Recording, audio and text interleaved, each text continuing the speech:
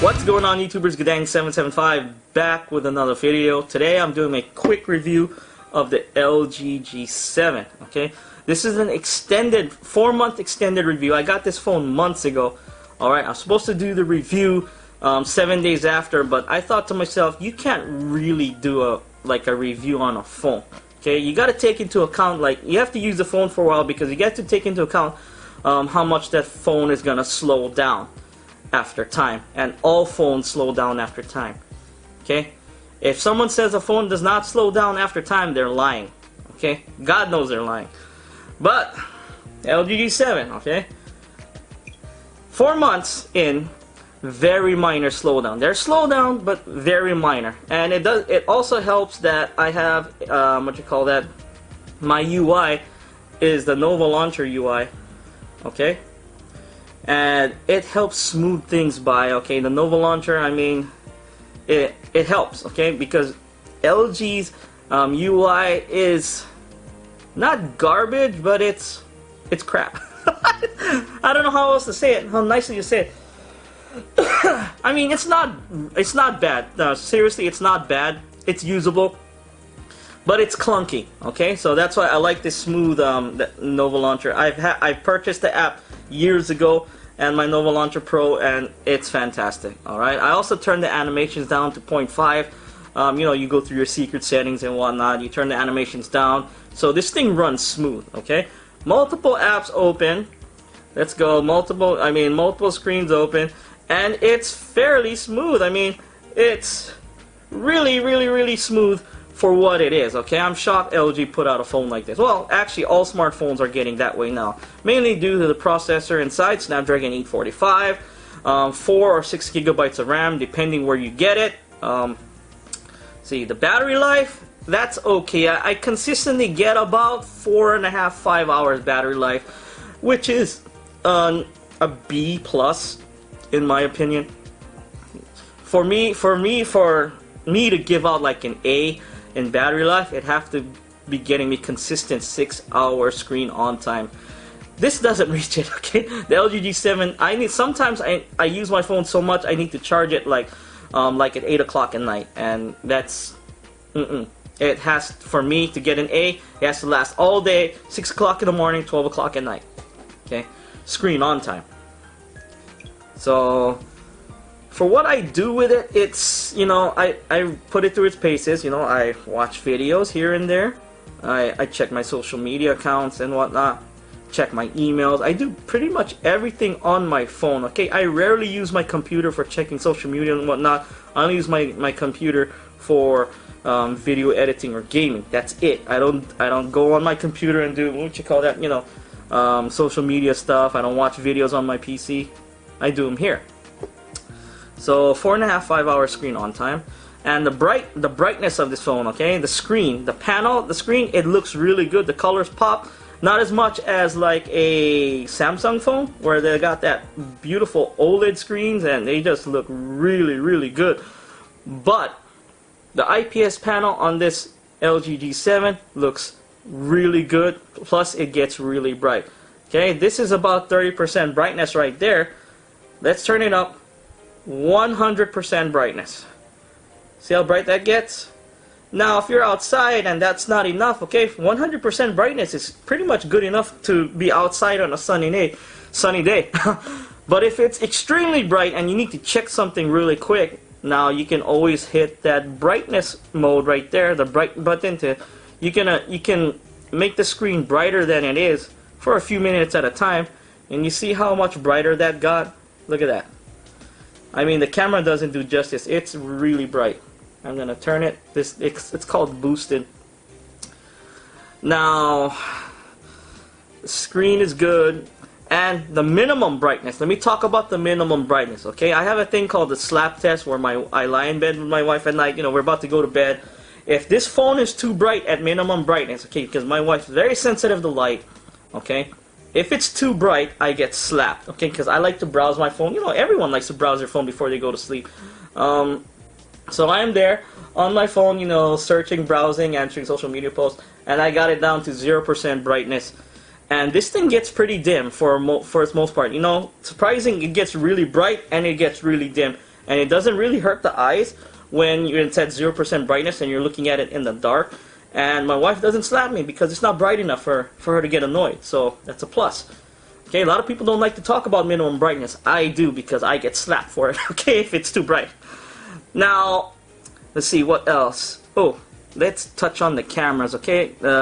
It's got this thing called AI camera, and it's not really useful for me. I don't really care. But what I do care is about the main camera, the wide angle camera, the secondary wide angle camera, and the front-facing selfie cameras. Now, I say the camera on the LG G7, the main camera, is probably in the top 5, top 6, maybe top 7 cameras out there right now. It's a really good camera. LG has consistently put out really good cameras. It takes really good pictures, really good videos. If folks want to see some video samples, some picture samples, go ahead, go to my Instagram account, link down below. There's some samples of the LG G7 in there. I also like the wide-angle camera. Now, the wide-angle camera is not as good as the the main camera, obviously, but it does a really good job of getting everything in the picture. I don't know the degrees and whatnot, you know, how wide it does, but it actually takes really good wide-angle shots. And I think for when it comes to wide-angle camera on phones, I think LG G7 is pretty much up there in the top 3, top 4, maybe top 5. It's really good, okay? Now, the selfie camera in the front, yeah, I don't think it's in the top 10. Maybe top 10. You know, it's okay for what it is. Alright, I mean, but still, 3 cameras on a phone, and that's not talking about, don't get me started on what the LG V40 is coming with, okay? The 5 cameras on the phone. Hint, that's an upcoming unboxing, by the way. But yeah, I mean, the cameras on this thing are pretty good for what it is. I mean, 95% of people out there will be totally satisfied with the camera quality on this phone. Now, let's get to my favorite feature of the phone, the sound quality and the 3.5mm jack. This 3.5mm jack, okay, does wonders for headphones, okay, especially older premium headphones like my Skull Candy Aviators. Gaming headsets for if you want to do mobile gaming, like the Corsair HS50, or any type of gaming headset that you have, you know, you connect to your cell phone. The quad DAC, okay, I'm surprised LG does not talk about it more. This quad DAC basically kicks the crap out of every other smartphone out there except itself. I think it's even better than the ones that HTC uses. Okay, HTC has a DAC as well in their phones. They have it. But I think just because this is 3.5mm, and I think HTC went the way of USB Type-C, I think they went the way of, I mean, nothing, and USB Type-C cables can be kind of, what do you call that, kind of sketchy when you're using them to connect to your phone, okay? Not all USB Type-C cables are made the same as 3.5mm cables, okay? But the majority of them will work, okay? Some USB Type-C cables will not work with USB Type ports with certain objects or certain phones, okay? Trust me when I'm saying that, okay? I've seen a lot of phones in my time, okay? I buy and sell phones for a living, okay? And I know what I'm talking about. But this 3.5mm jack is fantastic, okay? It has 2 things that it helps elevate: the DTS-X surround sound, which works with the wire or without. So you got Bluetooth headphones, you can enable DTS-X sound, okay? Slight volume bump, which is great. I love things loud. And you can choose between wide, like an open stage type of sound profile. You can choose a front, you know, like if the music's, like if you got headphones, it's gonna sound like the sound is coming from the front, and the side, self-explanatory, almost gonna sound like stereo sound. The DTS-X profiles that I like, okay, my favorite is the sides, okay? The music's going into my ear, or how it's supposed to, and it's fantastic. Now, some people like that wide open range thing. Hey, by all means, go ahead. I mean, a lot of different strokes for different folks. Then when you got it wired, you can enable that quad DAC, okay, to make your music sound like the way it's supposed to, okay? It does magic with the 1s and 0s of that analog signal, and it makes it fantastic, okay? The quad DAC, I can't talk enough good things about the quad DAC. You have to hear it to believe it. Okay, the quad DAC is fantastic. Hence why I got the LG V40 coming. Okay, I pre-ordered the LG V40 mainly because of the quad DAC, slight bump in specs, and that 5-camera setup. Okay, now the speakers on this phone. The speakers, it's a single speaker right here, but it is very loud. Okay, for what it is. Now, for a smartphone, I'll give you folks a quick sample of the music, if I can find the song. Where's my... There we go.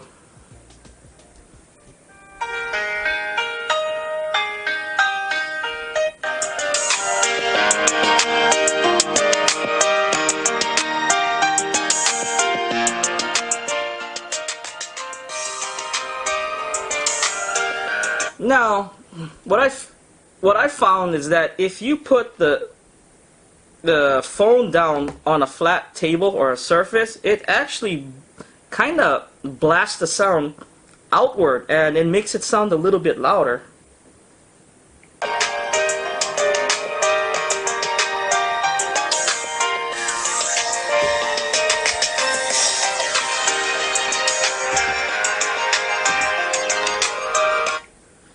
So the speakers on this thing is pretty good for a smartphone. It's pretty loud, okay?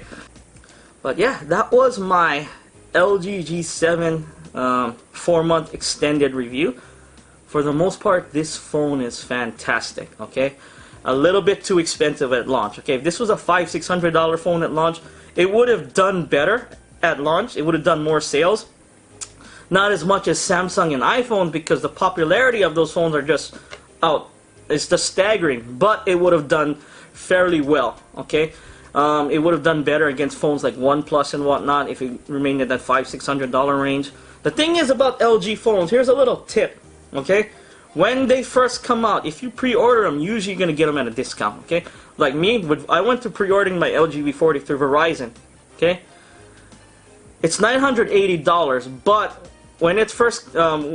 I got a promo price of ordering it online for $780, so $200 off, in addition to getting a free DJ Osmo 2 Gimbal 2, and a 256GB micro SD card.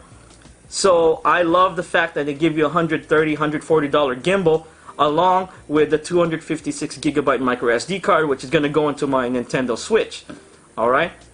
Fantastic. Okay, that's a great deal. Now you can get it, if you get it unlocked, like say if you get it from B&H Photo or Amazon for like $900 unlocked with that gimbal deal, and I think it's still worth it. The thing is, $900 for the V40, yeah, it's a bit expensive, okay? And if you're looking for a used, you're looking for the G7 right now, I wouldn't pay more than $700 for it. You can go check swappa.com, eBay. You can get these brand new for $450, sometimes less than that brand new.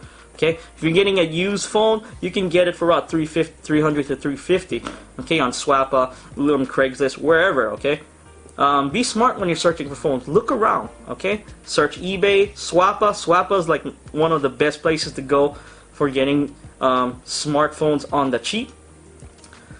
That won't, you know, like rip you off and whatnot. But yeah, that was my review of the LG G7. Yeah, expect my LG V40 to arrive on my birthday, October 18th, October 19th. But yeah, and expect the first impressions video going out that day. The day I get it, I'm popping that first impressions video out of the LG V40. But yeah, it's Guddang 775. That was my 4-month extended review of the LG G7 ThinQ. If folks like this video, hit that like button, subscribe to my channel for more videos every few days. If you didn't like this video, hit that dislike button, let me know in the comments down below. I do appreciate the criticism. It's Guddang 775. Thanks for watching. Peace out.